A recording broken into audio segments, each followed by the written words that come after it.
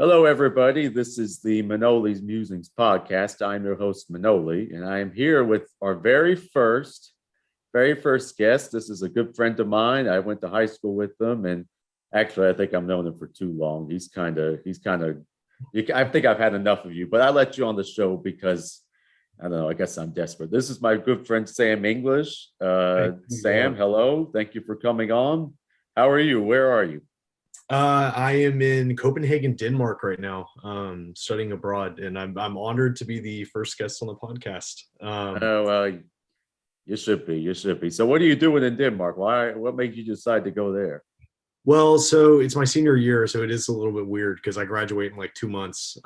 But because of COVID, everything got delayed. So I'm one of the old kids that's kind of here messing around. It's actually kind of funny because I only need 2 of the credits that I'm taking here. So the rest I'm here so I don't get fined, like the Marshawn Lynch line. But yeah, just kind of bumming around in Europe until I actually have to work. Well, I mean, that's a good excuse to go to Denmark, I imagine, Yeah, as well. Now, you've studied abroad quite a lot, right?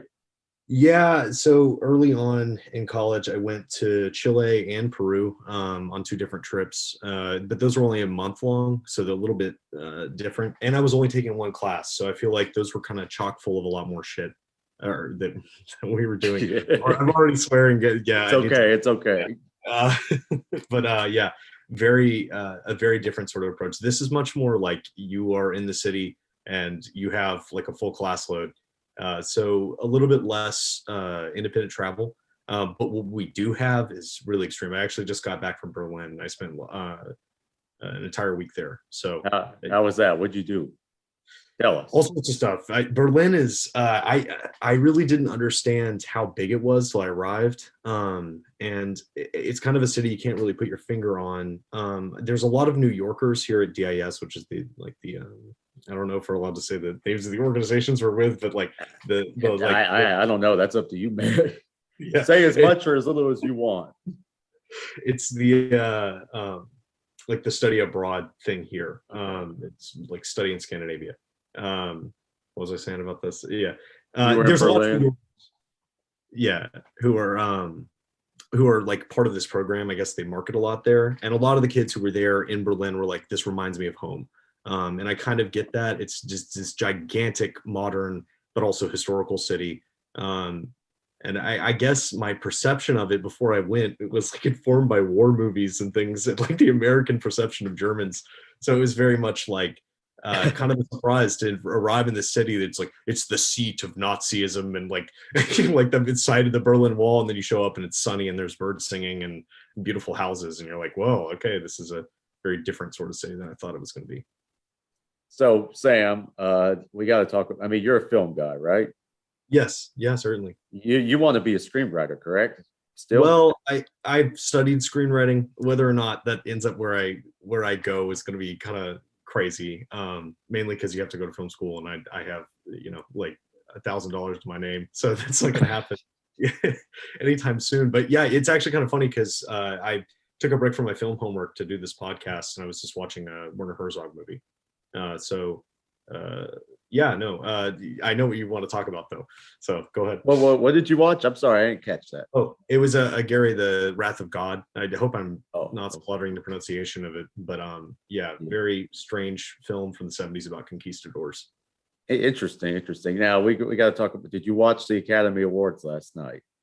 So I didn't, just because the time difference. But I did in the morning wake up and get on Reddit and see everything that that transpired, or the main event. But I won't rob your thunder. You're the host. No. I mean, I didn't watch it either because I don't know. I haven't watched it in years, and it's just, oh my gosh. I mean, what? It's totally out of. I mean, it was crazy. I thought it was a joke at first when I saw the clip. I was like, what is this? I had no idea what was going on. So I went on YouTube, and it was like a breakdown of Will Smith slapping Chris Rock across the face. I'm like, this has to be fake. I didn't even pay attention to it. Mm-hmm. And then he did. I'm just like, oh my gosh. Like, I mean, what do you think? Was it justified? So I don't really know because like I said, I didn't watch it, and I understand that Chris Rock made some sort of joke about his wife, and the whole meme is that he laughed at the joke, and then his wife got angry, and then he went up and slapped him. And I don't know the truth of what actually transpired. I I do think it's a lot to go up and slap someone during an award show on stage, and then just walk away like it doesn't matter. Uh, Depending on what they said, I mean, I'm not trying to devalue it. If he truly insulted his wife and it was like, God, like you shouldn't have done that. But yeah, seeing the video, it's so surreal. You're like, this, there's no way this isn't a bit, like, oh yeah, oh, Will Smith is angry, but that's not his personality. So like, it's a really weird, I don't like know. WWE reality. Well, what Chris Rock said was is that his wife Jada, she has alopecia, so she lost her hair basically. So he made a joke saying there was a movie called G.I. Jane or something, and Yeah. in the movie the person shaves her head to join the army. So he made a joke saying that Jada was going to be in the next G.I. Jane, which I think it was. To be honest with you, I think the joke was stupid and tasteless. But I don't know. You can't just walk up and hit people on in front of millions of people. Also a comedian. Like there have been hosts of the Oscars before, like Ricky Gervais or like Seth MacFarlane, I think, like who have really pushed the line of like how far. I think Seth MacFarlane hosted that of what you can put on the Yeah, Oscars. yeah, No he one did. got up and like beat them up. Like so it's But kind of but yeah, like it's like you said, like he was laughing, right? And then he yeah. looks over at Jada, and she gives him the look. She's like, "You better take care of this." And he goes up there, and I got to give it to Chris Rock, man. He stood there, he took it, he laughed, he even touched Yeah. his face. He didn't swing back. He probably was so shocked. He's just like, it's like Will Smith just slapped me, and he just Yeah. keeps going. And then I I don't know, mean, but honestly, it's like I saw a thing. It was like if that had been The Rock and not Chris Rock, Will Smith wouldn't have done a damn thing, and I think that's true no, because 100%. let's look at it like that way. Like, okay, yeah, Chris Rock made a stupid joke, but at the same time, it's like you got to go up there and slap, not even punch, by the way, slap someone across the face who's like a foot shorter than you. It's like, come on, it was a little. I thought it was kind of cowardly, and I just walk away. And Will Smith, when he walked away, he looked like he was cracking up. Yeah, like one on It's so yeah. weird. I mean, I'm hesitant to choose a side in it because I really like this morning I got on Snapchat and one of the friends that I follow on it was like, she had a whole thing on her story. She was like, you know what, Smith was totally justified. Rock's been doing this for too long, like all this stuff. So I feel like I may not know everything about it, but I'm just like the, the actual act of going up on stage and slapping a comedian. I just cannot. I know you don't. We shouldn't get political in No, no, please. personally of like that's a political debate. Like, what can you say, right? That no, that's true. But he's But like, lucky they didn't throw him out. It did, but the thing that was more awkward is that he actually won the Oscar after yeah, that. I had to give a speech.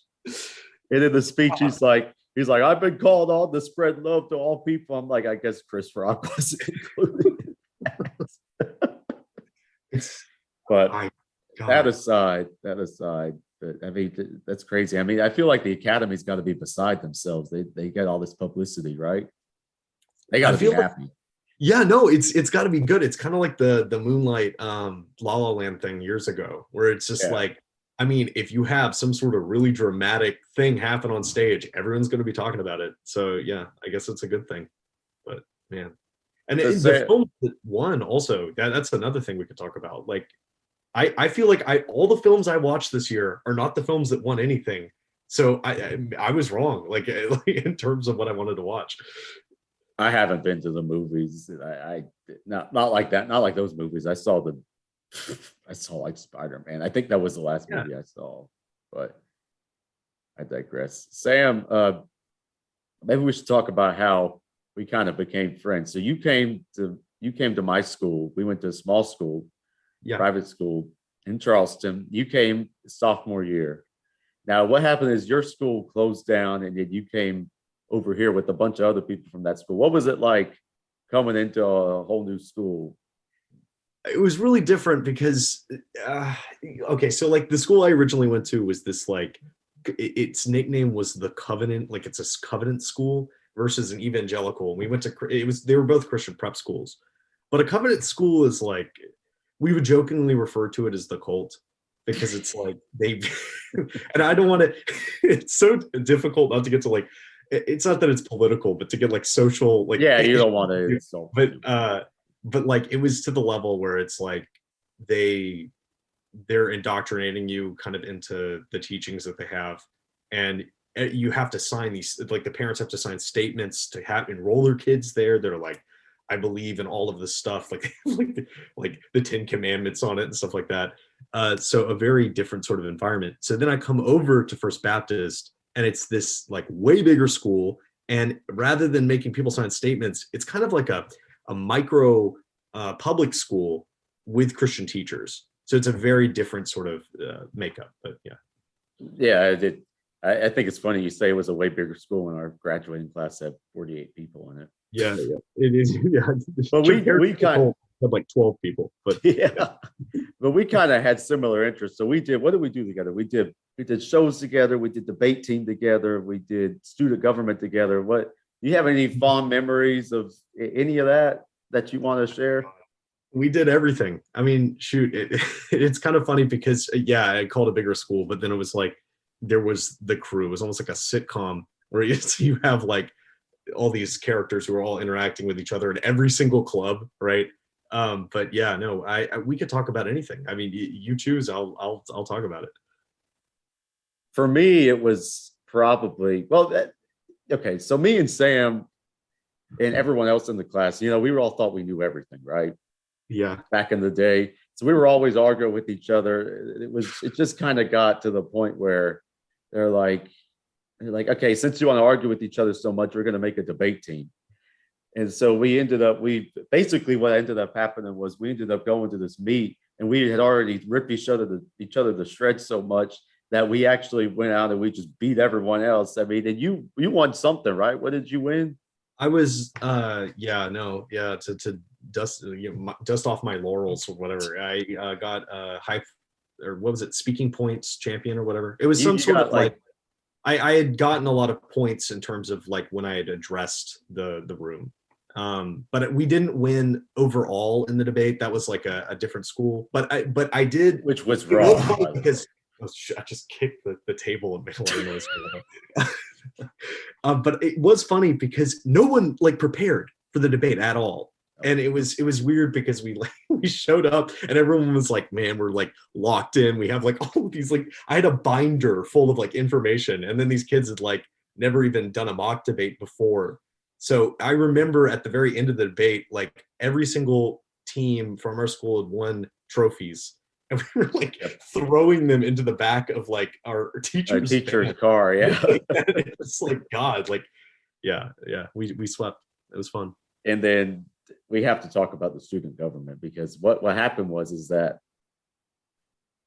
not to brag, but I was elected the president of all the schools in our little, like our conference basically.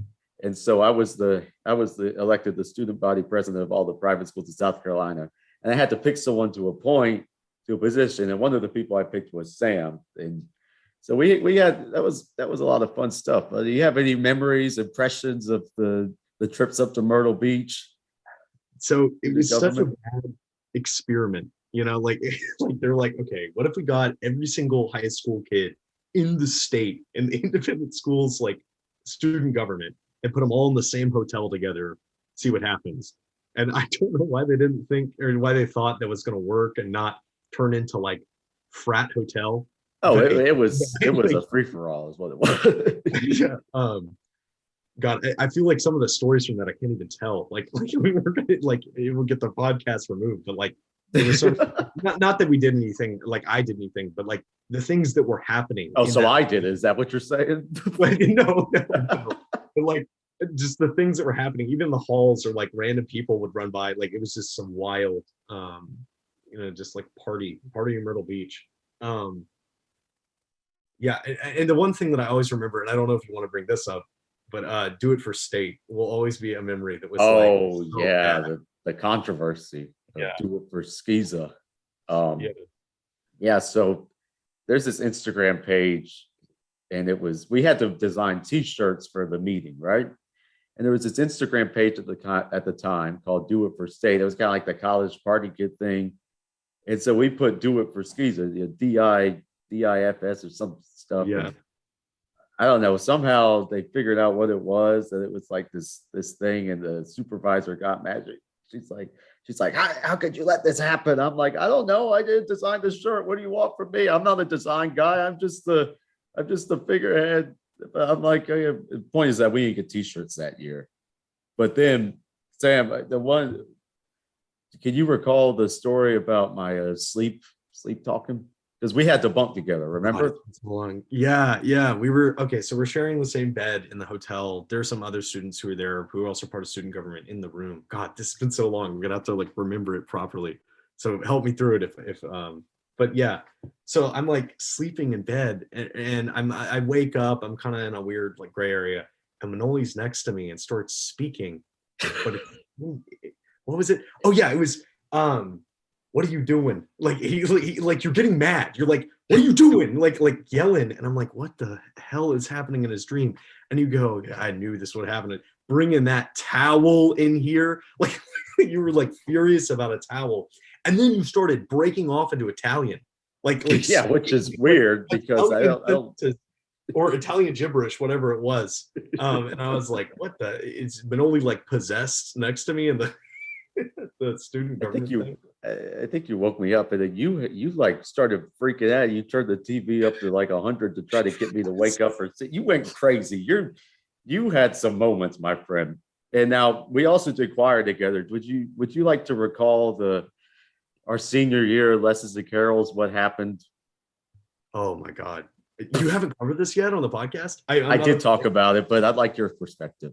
Yeah. Yeah. Oh my God. So if for regular listeners of the podcast, this is the story about the kid who. Let's set it up. Okay, so it's like the Christmas show. It's the big thing, and the Christmas show like every year. I don't know if anyone who's listening went to like a preparatory school where like Christmas was like the big thing because it's like Christian and all this stuff. And we all come in. We're lined up on these like stands that are like leveled, and like go back on the stage, and we're high up there. It's not like this wasn't like a minor thing. I remember being like kind of high up on that thing, and we're singing, doing our thing, and this kid like in front of us has locked his knees and just falls and bowls through all the children beneath him, like absolutely. He's laughing, like absolutely just takes out every single kid. It's so bad to laugh at this, and we're standing right above it, so we just watch. His body saw all the carnage. Choir below us.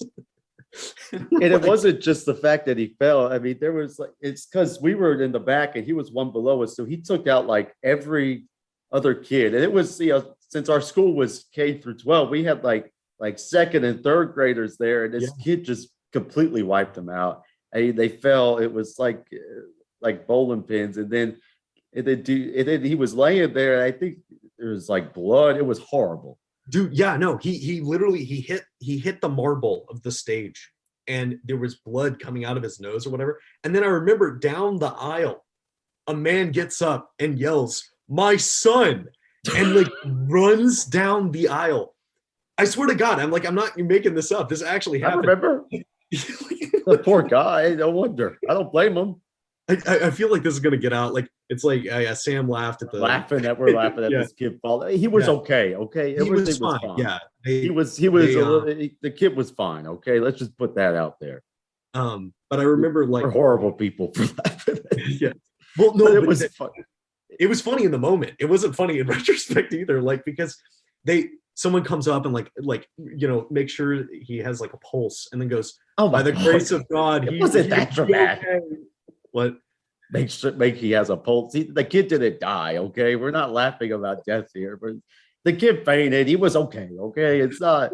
It was just because I don't know why it was so funny. It was just like the scene, like we're singing these Christmas songs, and then all of a sudden there's just a gasp, and this kid just completely wipes out. I mean, thank God he was fine. If he wasn't fine, I wouldn't laugh about it. But Since he is fine, I'll laugh about it.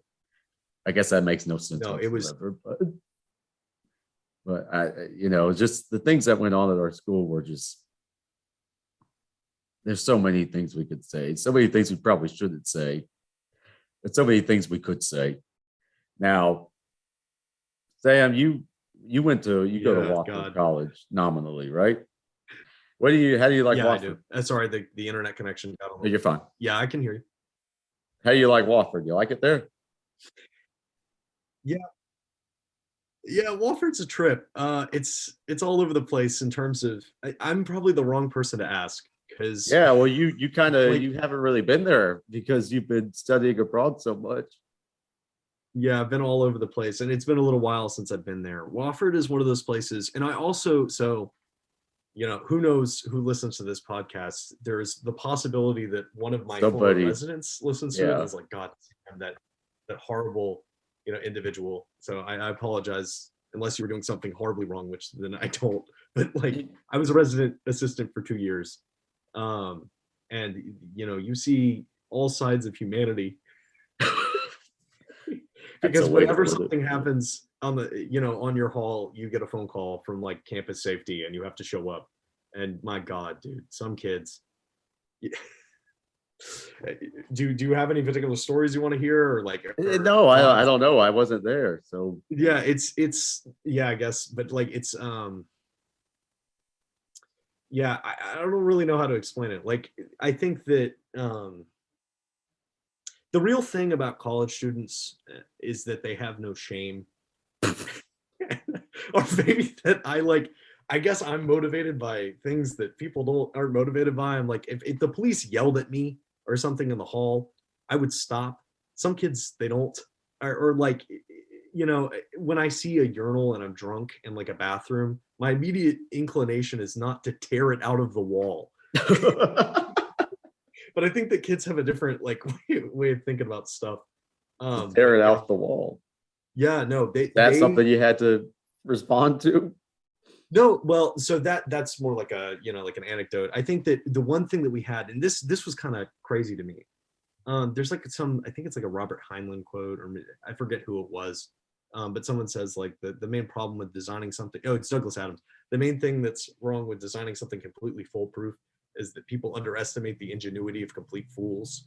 You know, and it's one of those things where like kids would get drunk and like they would destroy stuff, but instead of like just tearing it with brute force, they would like take it apart.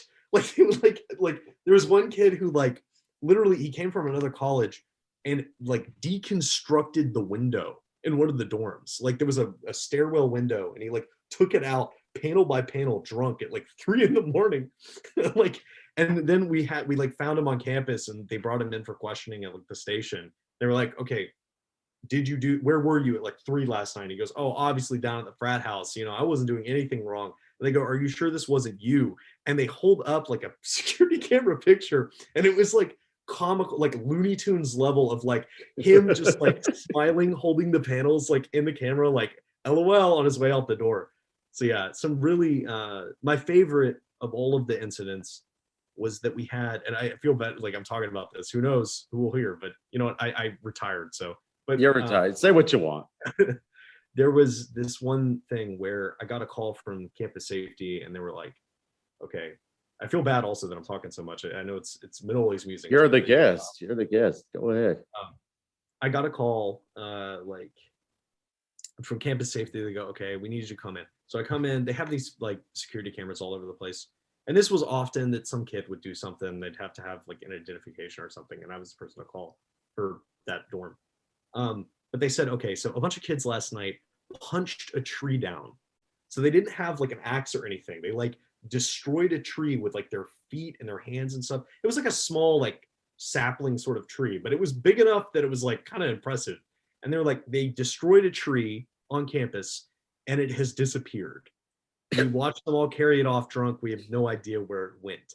And I'm like, okay. And they're like, so if you see it, let us know. I'm like, all right, okay, whatever. So 2 weeks go by, and then we're responding to some other like incident, like someone that smelled weed or something. We had to go to a room. We go in, and in the center of this kid's dorm room in a freshman like dorm room. The tree has been dragged in and is positioned in like like an oblique angle against the ceiling. It's like scratched the entire ceiling. It's like rotting now because it's been dead for so long. So there's like leaves and like pine needles and stuff like all over the place. It looked like a woodland scene that they were trying to create. And we were like, why is this in here? And the real question was like, okay, I get it. You guys were drunk. You brought it in. Like, why didn't you take it out? And they go, well, we brought it in when we were drunk. We don't know how to get it unwedged from like into the ceiling. So we decided to leave it. I'm like, yeah, okay. So that's my my one RA story. I don't, I've done, my fair share of college, partying and whatnot, but I never got the urge to destroy things. I don't know where that comes from. I don't know. But I see it all the time. People, they steal street signs and they destroy things. I never got the urge to do that. I don't know why. The real thing is and I feel like I see this all the time now. It's kids stealing traffic cones. Have you seen this? Or yes. I know plenty of people that steal traffic cones. They keep them in their dorm. I'm like, why do I want this ugly traffic? I don't understand it. It's like, what do you want? It's like, where does it come from? I don't know where the desire when you've had a couple of drinks is to go steal things. But I don't know anything, Sam, anymore. I don't know anything about anything. That's what Socrates said, right? Yeah, no, he was the smartest of all the Greeks for that reason. But yeah, you're talking to the smartest of all the Greeks, okay? Do you have any other stories? It could be about me, it could be about something we did together. Anything that you want to say? Can I tell the scar needle story? If you censor it, sure. But how about you tell it and I'll listen? And because you were there, so you were. I remember it. So me and Sam, we were in The Lion King together, and I was Scar, you were Mufasa. And I have to say, Sam, by the way, one of my favorite memories of high school was getting to kill you. But we're trying on our costume, and I go to put on my pants. They have made these costumes for us. It was a very nice thing. And you're standing there, I'm talking to you, and I pull these pants on, and I go, oh! And you're like, what happened? I said, they stuck a needle in they had put a needle right in the crotch of the pants, and I had my mic on. I said, they stuck a needle in I can't say it because my mother will kill me, but let's just say it was not a pretty sight. It was bad, right? Some kid busted in right after that and went, Manoli, your mic is on. And it was like, well, they gotta check these things, It's funny that also doubling back that you'd say that one of your favorite high school memories was killing me, because I love that. I remember asking at the beginning of the production, and mind you, this is a small Christian school production once again. So we had some. It was not Broadway by any means. Yeah, so I'm like, okay, so Scar's going to throw me into the the wildebeest herd to die, right? How are we going to do that? Am I going to fall on a mat or something? And they're like, oh, don't worry about it. Don't worry about it. We'll get to it later, And then by the time showtime rolled around, it was like this tiny little, I don't even know, maybe like 4 feet up in the air rock. Maybe it wasn't. It was basically like a bench that had been converted to look like a rock. Go on. So I'm like kneeling at the bench, like with my hands up on it, and I'm like, Scar, help me, brother. And you're like, long live the king, which was, and then you throw me off. But for the choreography of the scene, I had to get from like mid stage out to the outer stage where the curtain would fall and I would still be visible. So the way to do that was to flounder like ridiculously like Gumby sort of thing, like over to and like roll and scream and like all this stuff, just this absolute nonsense move. He had to roll like a good 20 to 25 feet. It was very amusing every time we did it. I had to stop myself from laughing. No offense, but it was it was funny. It robbed all the emotional potency out of the scene. It's like, help me, and then it's like, he's like rolling. It's like a like turned the Lion King into freaking, I don't know, the Three Stooges. You're just Yeah, ridiculous. it was God. And then my other character was Pumbaa. So then they dressed me up like a warthog, and I was trying not to like gore children backstage, wandering around with like a barrel around me. Yeah. Oh man. Oh gosh. Well, so what do you think about Denmark? You like it? Yeah, it's really interesting. I think being here, it's weird because I feel like Denmark's a lot in like the international kind of conversations, especially in terms of like society. We, once again, not getting political, but like coming here, it's a very different kind of world. And it's weird because like I didn't know what I thought about Denmark before I came here exactly. I was like, oh, it's a socialist utopia, and like they have Viking history question mark, but like it coming here has been um kind of enlightening that like things aren't perfect. It's definitely its own country with its own issues and kind of fascinating stuff. And we don't need to get into it. Like I know you don't want to keep the podcast that way, but yeah, there's some cool stuff though. Like you can redeem bottles for money, which is kind of cool. And yeah, so like there's like a place across the street. You like put the bottles in this little hole, and it will give you a little receipt, and you can take it into the store and get money back. And you can make some cash at it. So whenever they have parties in Denmark, there will like be Danes with gigantic like grocery bags, and they'll go out and like just collect as many cans as possible and like make bank at it. So it's kind of a cool. Sounds genius to me. Yeah, it's some cool stuff. How's the food there? What do you like the food? What do you eat? So the food's weird because it's a lot like America, where like there's just like a lot of stuff all over the place. Like on my block, there's like 5 shawarma places for some reason. So I'm actually eating a lot of shawarma in Denmark. They eat some weird stuff that I haven't tried. The main thing that they're famous for, apparently, is sausages. And I must say, the sausages are delicious. They're like these big fat. They're called Poulsen, I think, like these big fat sausages. And they serve them in mini baguettes. They like hollow out a baguette and shove it in. Although I have been pranked because they fill them with cheese sometimes a little bit. And I was in an elevator the other day eating one, and I took a bite out of it, and the bottom of like the sausage busted out, and cheese sprayed across the elevator onto a Dane. Oh, that's sitting sick. there with like a hot dog in my mouth, like, oh, sorry about that. He's just like super angry, like wiping cheese off of his jacket. Oh, that's awful. What did you even say? I mean, how do you come back from that? I just like had him muted, like, so I'm so sorry. Like, and he was like, he just waved his hand at me and walked out of the elevator. Wow. Yeah. That's great. That's only you would this happen. Maybe to me. That's something that would happen to me, but definitely you would have that. Yeah, I feel bad like not having as many anecdotes about Copenhagen, but I feel like as a city, it's not like being in Paris or something like that, where I think culturally, and I mean also it's very similar to America, except when I go down the street, I have no idea what everyone's saying. Well, there you go. Yeah. So when do you come back? I come back in May, unless I get an internship in Europe, which may be something that I'm gunning for. An internship in Europe.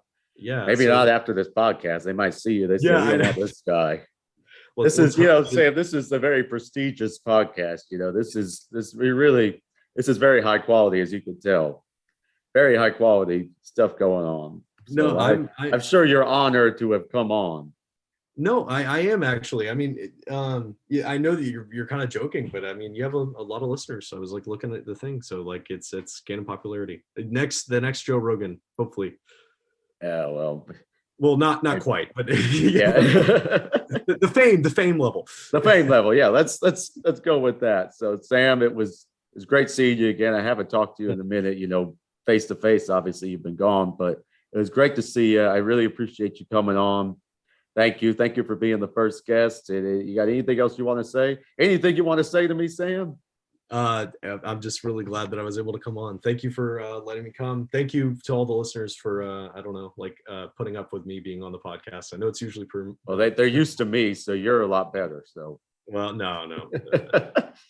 Well, all right, Sam. I think that's going to be it. So it was good talking to you, and you have a great rest of your day. What is dark in there? My gosh, what happened? Oh, it's getting dark already. Yeah. Yeah. Manoli's watching me on a FaceTime and it's like it's like pitch black. I swear to God, there's a window. Yeah, it's still I don't know Okay. what happened to the lights though. Yeah, but yeah. All right. Well, thank you, Sam. Thank you very much. So hopefully, Yeah, yeah. if they don't hate you, I'll bring you back on. But I'll probably bring Okay. you back on anyway, if at some point. So it was good to Sounds good. see you. Thanks for coming on, and have a great rest of your day. Well, there you go, people. That was my good friend Sam. I'm so glad he came on, and I hope to have more guests on. And I really appreciate the fact that he was able to come on, and it was very nice of him. I'll probably see you again, probably either Wednesday or Friday, because Thursday I got my performance, so I probably won't be able to record that day. But in the meantime, I hope you enjoy. Thank you for listening, and remember to subscribe and like and all that other good stuff. And I hope you have a wonderful rest of your day.